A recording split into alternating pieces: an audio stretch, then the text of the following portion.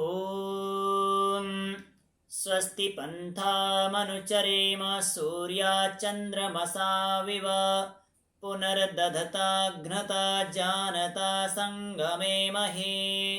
ॐ शान्तिः शान्तिः शान्तिः। देखिए, यदि हमने सुखी रहना है तुम्हारे जीवन में ये चीज़ होना जरूरी है। वो क्या चीज़ है? एक तो जीवन में स्वाध्याय, यज्ञ और दान। जब व्यक्ति के जीवन में ये चीज़ होती हैं उसे सुख मिलता है। और स्वाध्याय व्यक्ति को निकालता है, दुखों से निकालता है। एक बार महात्मा हंसराज जी महाराज वो दुख में डूबे हुए थे। उन्होंने एक पुस्तक पढ़ी, सत्याप्रकाश, और वो कहा कि उन्हें एक रास्ता नया मिल गया और वो रास्ता बदलकर एक धार्मिक धर्म के मार्ग में चल पड़े। ऐसे आपको स्वाध्याय हमें करना चाहिए। ऐसी पुस्तकों का, ग्रंथों का, जीवन चरित्रों का स्वाध्याय करना चाहिए यदि बुराइयों से बचना है।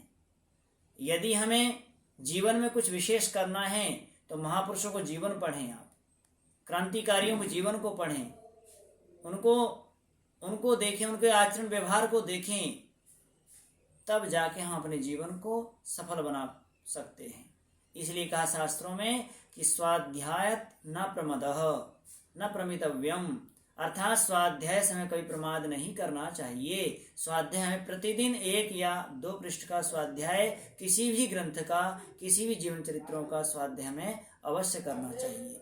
तो ये गुरुकुल नलवी खुर्द करनाल में आप ये देख रहे हैं पुस्तकालय, ये सारी पुस्तकें बहुत कीमती पुस्तक हैं। आज ये मिलती नहीं है, दुर्लभ हो गई मिलना। बहुत पुरानी साहित्य, पुरानी पुस्तकें रखी है, वेद शास्त्रों की, आयुर्वेद की, व्याकरण की, शास्त्रों की, और 4 वेद, 6 शास्त्र, सारे ग्रंथ आपको मिलेंगे। अर्थात हमें स्वाध्याय करते कराते रहना चाहिए। आप देख रहे हैं ये पुस्तकें हैं, सब व्यवस्थित करी जा रही है कि इसमें आयुर्वेद की है, इसमें दर्शनों की है, इसमें वेदों की संहिताएं हैं, इसमें उपनिषद हैं। ऐसे सभी अलमारियों में व्यवस्थित करी जा रही है।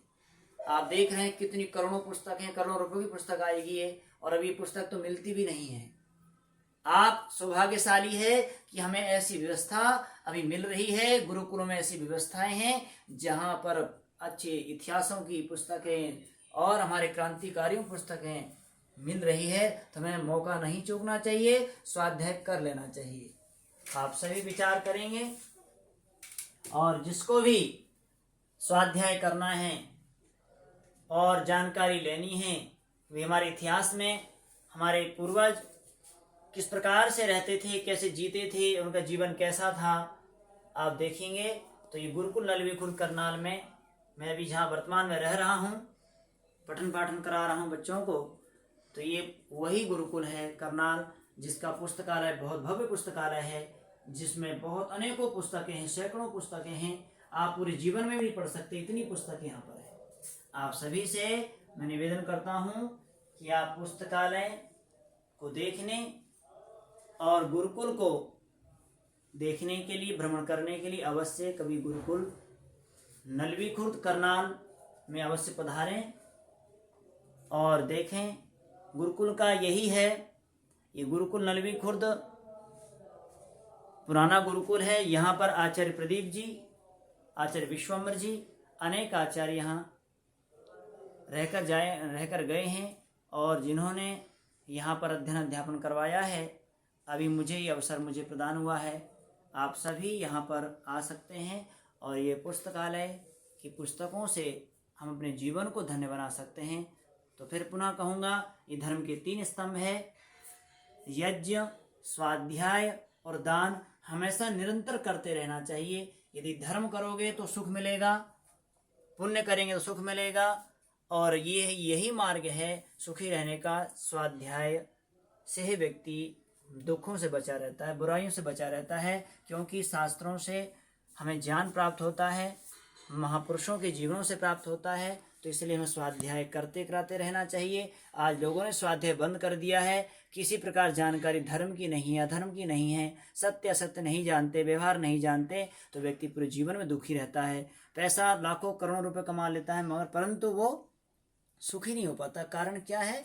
क्योंकि जो सुख देने वाली जो विद्या है वो उसके जीवन में नहीं होती है। आप सभी देख रहे हैं पुस्तकालय को, भव्य पुस्तकालय है, आप सभी जरूर दर्शन करने आएंगे। सभी का पुनः धन्यवाद। इति उमुषम।